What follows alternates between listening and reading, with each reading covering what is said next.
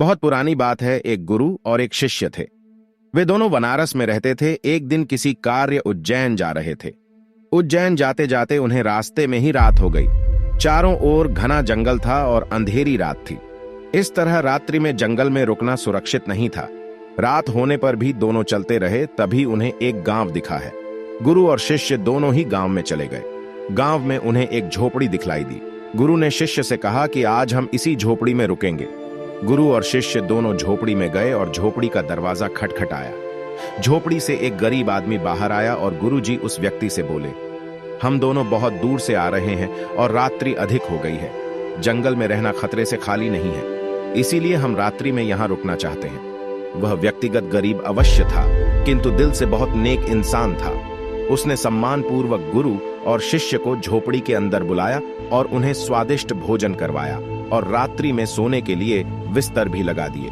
भोजन करने के पश्चात गुरुजी ने उस गरीब व्यक्ति से पूछा, तुम्हारा घर तो बहुत छोटा है, किंतु तुम दिल के बहुत धनवान हो। तुम्हारी रोजी रोटी का साधन क्या है?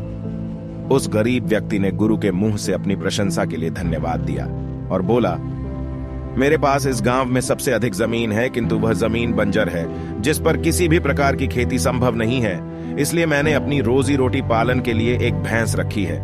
उसी भैंस का दूध और घी बेचकर मैं अपनी रोजी रोटी चलाता हूँ। उस व्यक्ति की बात गुरुजी को कुछ अजीब सी लगी, किंतु वह कुछ नहीं बोले और सोने चले गए। देर रात में गुरुजी उठ गए और अपने शिष्य से चलने के लिए कहा।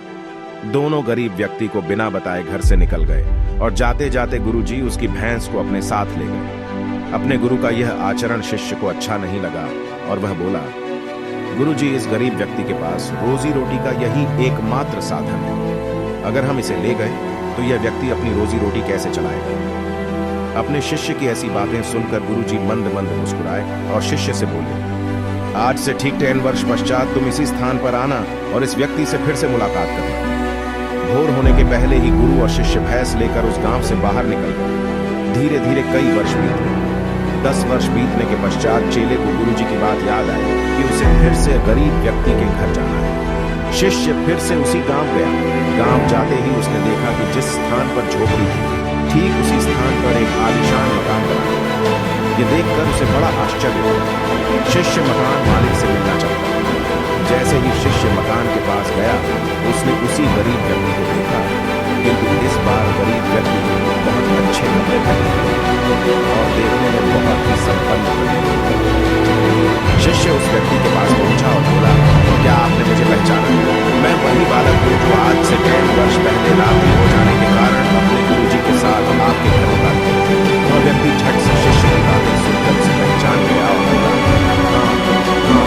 मुझे बहुत अच्छे से याद है। उस रात्रि अगर आप लोग मेरी झोपड़ी में नहीं आए होते तो शायद आज भी मैं उसी दरिद्रता में जी रहा होता। उस रात आपके जाने के बाद मेरी भैंस भी कहीं चली गई थी और मेरे रोजी रोटी के लाले पड़ गए थे। मैंने अपनी बंजर जमीन पर मेहनत की और अथक परिश्रम के पश्चात उस जमीन को उपजाऊ बना लिया और अब उस बंजर जमीन पर मेरी हरी भरी फसलें लहरा रही हैं। इसी जमीन की बदौलत मैं आज इस गांव का सबसे संपन्न किसान बन गया हूँ। शिष्य को अब समझ में आया कि गुरुजी उस रात उस व्यक्ति की भैंस क्यों ले गए। शिष्य के मन में अब अपने गुरु के लिए पहले से भी कई गुना अधिक सम्मान था। शिक्षा गुरु और शिष्य की इस कहानी से हमें शिक्षा मिलती है कि गुरु द्वारा लिए गए निर्णय देखने में भले ही कठोर लगते हैं, किंतु वो लोगों की भलाई के लिए ही उठाए जाते हैं।